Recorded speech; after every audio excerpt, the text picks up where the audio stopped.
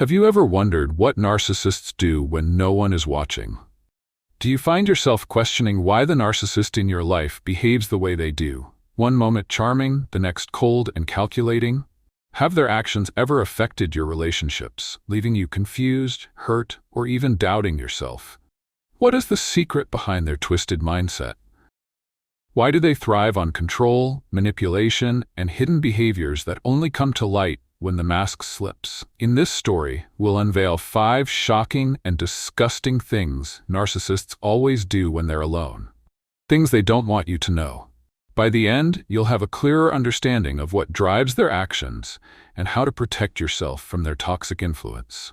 But before we dive in, if you love gaining deep biblical and psychological insights, make sure to like this video and subscribe to Sermons of C.S. Lewis for more life-changing wisdom.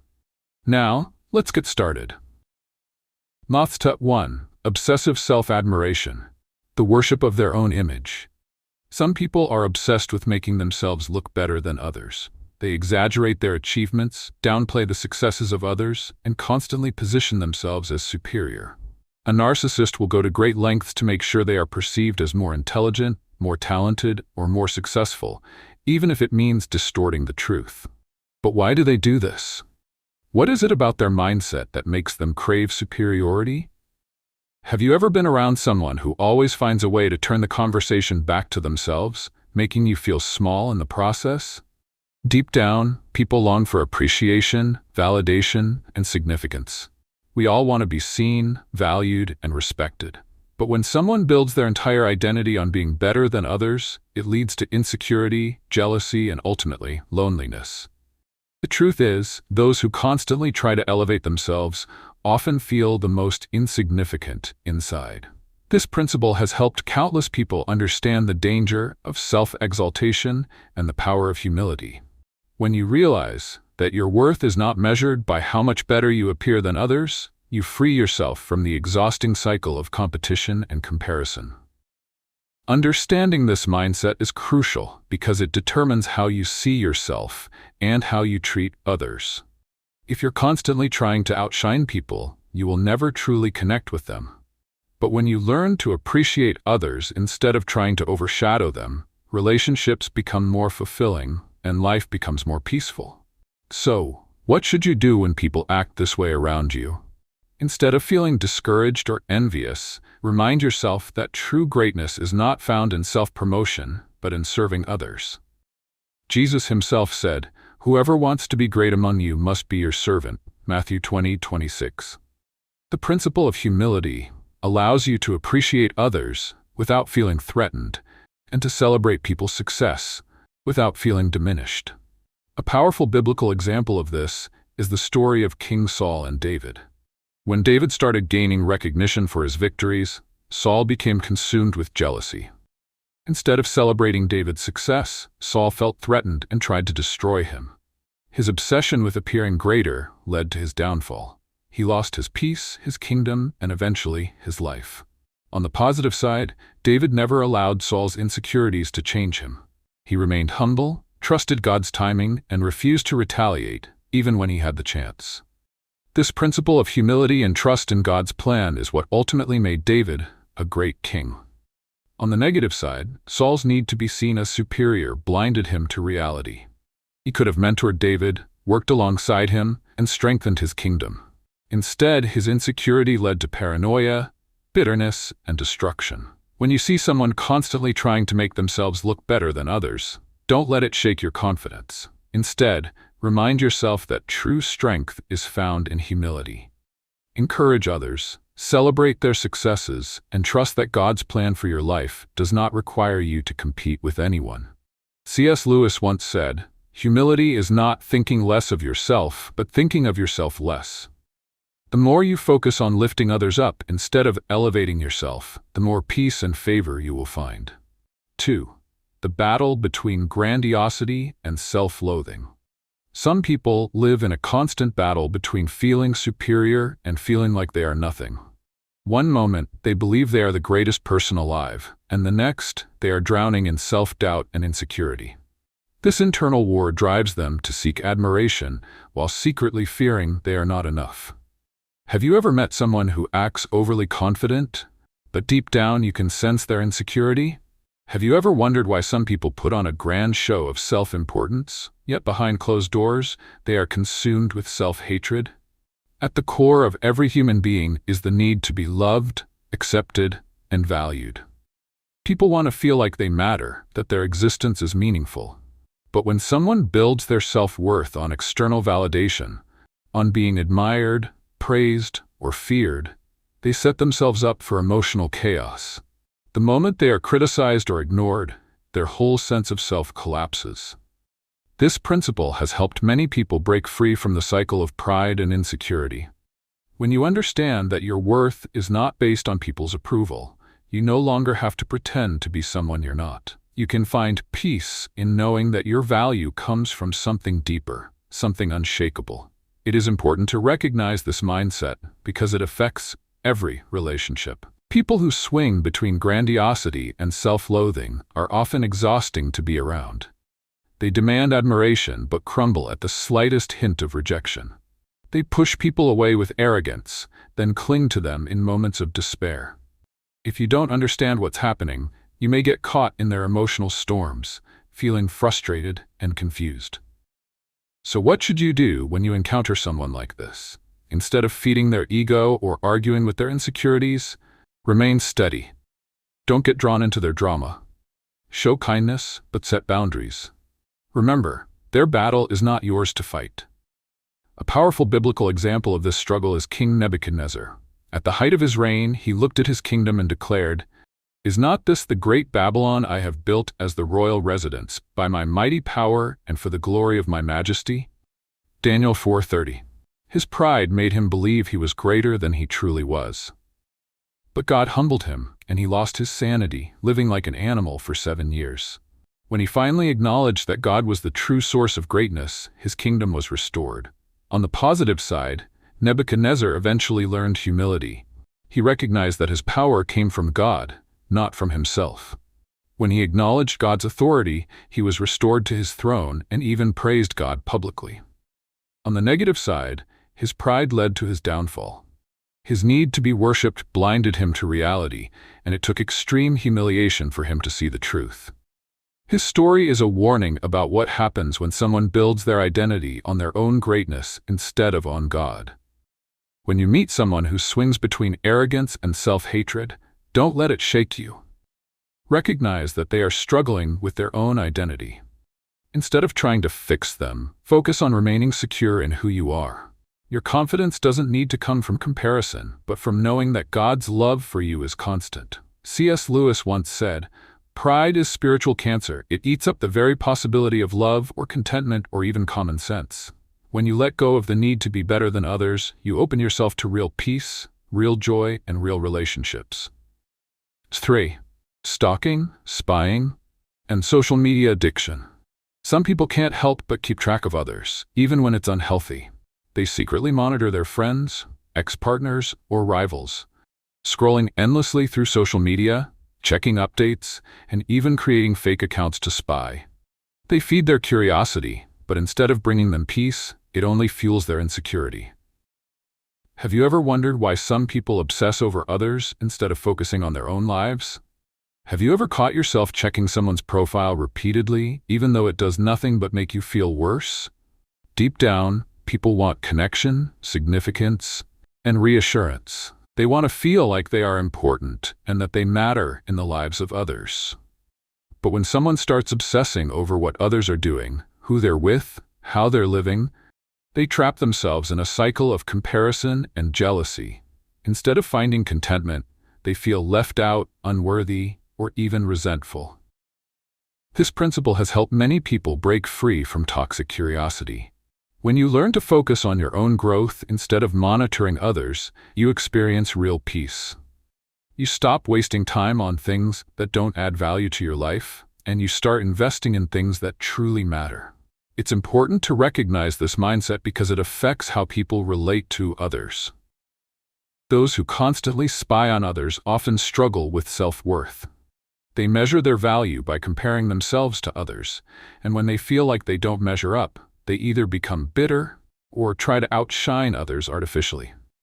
If you don't recognize this, you may find yourself feeling drained by their jealousy or trapped in a competition you never signed up for. So what should you do when you encounter someone who is obsessed with keeping tabs on others? Don't feed into their curiosity. Instead, set an example by focusing on your own growth. If someone is constantly asking you for gossip, redirect the conversation to something uplifting. If you find yourself checking up on someone too much, step back and ask, why does this matter so much to me? A powerful biblical example of this is King Saul's obsession with David. After David became popular for defeating Goliath, Saul couldn't stop watching him. He kept track of David's every move, trying to find ways to control and destroy him. Instead of focusing on his own leadership, Saul spent his energy stalking David, filled with fear that he would lose his throne. This obsession led him to paranoia, anger, and ultimately, his downfall. On the positive side, David did not let Saul's obsession distract him. He continued to trust God, focus on his purpose, and refuse to retaliate. Instead of seeking revenge, he chose to honor God and let things unfold in his timing. On the negative side, Saul's need to control and spy on David ruined him. Instead of leading his kingdom wisely, he let jealousy consume him. His fixation on David's life made him blind to his own flaws, and in the end, he lost everything. When you notice yourself or others becoming too focused on someone else's life, remember this principle. Comparison and obsession steal joy. The best way to break free is to focus on your own purpose, celebrate others without envy, and trust that what God has for you will come in the right time. C.S. Lewis once said, "What you see and hear depends a great deal on where you are standing. It also depends on what sort of person you are." When you change your focus from others to your own growth, you gain a clearer, healthier perspective on life. 4. Revenge fantasies, plotting against those who offended them. Some people cannot let go of an offense. Instead of moving forward, they replay the situation in their minds, thinking of ways to get back at those who wronged them. Even when they appear calm on the outside, their hearts are filled with bitterness, imagining the moment when they can finally make their enemy suffer. Have you ever wondered why some people seem so consumed by revenge? Why is it that instead of letting go, they hold on to anger, waiting for the perfect moment to strike back? Have you ever caught yourself thinking about how you would respond if given the chance to make someone pay for what they did to you? People long for justice. When they feel hurt or betrayed, they want things to be made right. They want acknowledgement, apology, or in some cases, payback. But here's the problem. When someone constantly dreams about revenge, they end up poisoning themselves. The one who wronged them may move on with life, while they remain trapped in anger and resentment.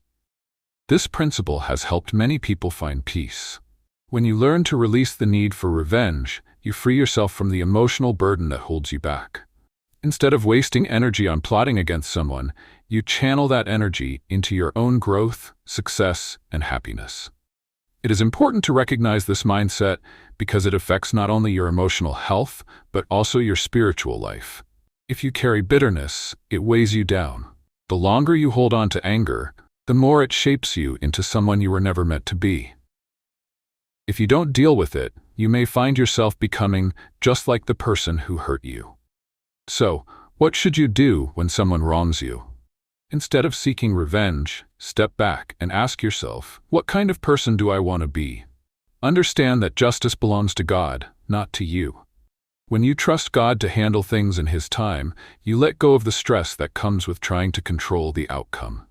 A powerful biblical example of this is the story of Joseph and his brothers. His own family betrayed him, sold him into slavery, and left him for dead. If anyone had a reason to seek revenge, it was Joseph. Yet, when he finally had power over his brothers, he didn't make them suffer. Instead, he forgave them, saying, "You intended to harm me, but God intended it for good." Genesis 50:20. On the positive side, Joseph's decision to let go of revenge allowed him to walk in God's blessing. Because he didn't let bitterness control him, he was elevated to a position of power, saved countless lives, and even reconciled with his family. On the negative side, imagine if Joseph had chosen revenge instead. If he had let anger consume him, he might have destroyed his brothers, remained trapped in bitterness, and missed out on God's greater purpose for his life. Holding on to revenge would not have changed the past, it would have only ruined his future. When you feel the urge to plot against someone who has wronged you, remember this principle. Revenge does not heal wounds. The best thing you can do is rise above the offense, focus on becoming better, not bitter, and trust that justice will come in the right way and at the right time. C.S. Lewis once said, "To be a Christian means to forgive the inexcusable, because God has forgiven the inexcusable in you." True strength is found not in revenge, but in the ability to move forward with grace.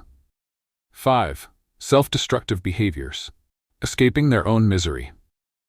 Some people seem to live in a cycle of destruction. When they are alone, away from the eyes of others, they engage in behaviors that bring them harm. Overindulgence, addictions, reckless decisions, and self-sabotage. On the outside, they may appear confident and put together, but in private, they are drowning in their own pain, seeking ways to numb the emptiness inside. Have you ever wondered why some people sabotage their own success? Why do they turn to destructive habits instead of facing their problems? Have you ever found yourself doing things you knew weren't good for you, yet feeling powerless to stop? At the core of every human heart is a deep desire for peace, love, and fulfillment. People want to feel whole, to experience joy without needing to escape reality. But when someone is filled with shame, regret, or inner turmoil, they often seek relief in destructive ways. Whether it's through excessive drinking, compulsive spending, toxic relationships, or self-harm. The relief, however, is only temporary. When the moment is over, the pain returns, stronger than before. This principle has helped many people break free from self-destruction. When you understand that temporary pleasure will never heal deep wounds, you can start seeking real healing. Instead of masking pain, you can begin to deal with it, face it, and grow beyond it. It is important to recognize this mindset because it affects not only the person engaging in it, but also those around them. Self-destructive people often push away the ones who care about them the most. Their pain spills over into their relationships, creating cycles of dysfunction. If you don't understand this, you might find yourself constantly trying to fix someone who doesn't want to be fixed, or worse, being dragged down with them. So what should you do when you encounter someone engaging in self-destructive behaviors? First, recognize that you cannot save them. They must choose healing for themselves. Instead of enabling them, set boundaries and encourage them to seek real help. And if you find yourself struggling with self-destructive tendencies, take a step back and ask, what am I really running from? True healing starts with confronting, not avoiding, the pain. A powerful biblical example of self-destruction is Judas Iscariot. After betraying Jesus, he was overwhelmed with guilt. But instead of seeking forgiveness, he let his shame consume him. He chose to end his own life rather than believe in the possibility of redemption. His story is a heartbreaking reminder of what happens when someone allows despair to control them. On the positive side, contrast Judas with Peter. Peter also betrayed Jesus, denying him 3 times. But instead of letting his failure destroy him, he repented, sought Jesus, and was restored. His willingness to face his mistake led to his transformation into one of the most powerful leaders of the early church. On the negative side, Judas allowed his guilt to dictate his end. He didn't believe he could be forgiven, so he destroyed himself. His story serves as a warning. When we let shame and regret take over, we can fall into a darkness that feels impossible to escape. When you see someone, or even yourself, falling into destructive behaviors, remember this principle. Running from pain will never bring peace. The only true escape is healing, and healing requires facing the truth. Choose to deal with what's inside, instead of numbing it with temporary distractions. C.S. Lewis once said, "You can't go back and change the beginning, but you can start where you are and change the ending." No matter how broken a person may feel, there is always hope, always a way forward, if they choose it. Conclusion. We've uncovered some of the darkest behaviors that narcissists engage in when they are alone. From their obsessive self-admiration to their internal battle between grandiosity and self-loathing. From stalking and spying to revenge fantasies, and finally, their self-destructive tendencies. Each of these reveals a deeper truth about the emptiness they try to hide. Have you ever noticed these behaviors in someone you know? Or perhaps even caught glimpses of them in yourself? The reality is, at the heart of every narcissistic behavior is a longing for validation, control, and significance. People want to feel important, loved, and valued, but when they seek these things in unhealthy ways, it only leads to destruction. The principles we discussed have helped many people find freedom. Recognizing these toxic patterns allows you to protect yourself from manipulation, avoid falling into the same traps, and develop a mindset that leads to peace and self-worth. When you understand what drives these behaviors, you stop taking things personally and start seeing people for who they truly are. Knowing these truths is important because they affect your relationships, your emotional well-being, and your spiritual life. If you don't recognize these behaviors, you might find yourself constantly questioning your worth, chasing after approval, or being drawn into unnecessary drama. But when you see through the illusion, you gain clarity. You learn to set boundaries, prioritize what truly matters, and appreciate those who genuinely care for you. So, what should you do when you encounter someone acting this way? First, don't feed into their delusions. Don't compete with their need to be better. Don't entertain their spying. Don't react to their revenge tactics. Instead, focus on living with integrity, guarding your peace, and staying aligned with the truth. And if you ever find yourself slipping into these mindsets, take a step back and remind yourself, true confidence doesn't need validation. True success doesn't come from comparison. True peace doesn't require revenge. We see these lessons reflected throughout Scripture. Saul's obsession with David led to his downfall. Judas's self-destruction was driven by guilt, and Peter's redemption came from choosing humility and grace over pride and despair. The choice is always ours. Do we seek temporary satisfaction through unhealthy means, or do we pursue real fulfillment through wisdom and faith? C.S. Lewis once said, "Humility is not thinking less of yourself, but thinking of yourself less." The healthiest mindset is one that focuses not on image, control, or comparison, but on purpose, character, and truth. If this journey has helped you see things more clearly, make sure to subscribe so you don't miss future insights. There's always more to uncover, and understanding human nature is just the beginning of a greater transformation. Stay tuned for more wisdom, and remember, the greatest strength is found in truth and self-awareness.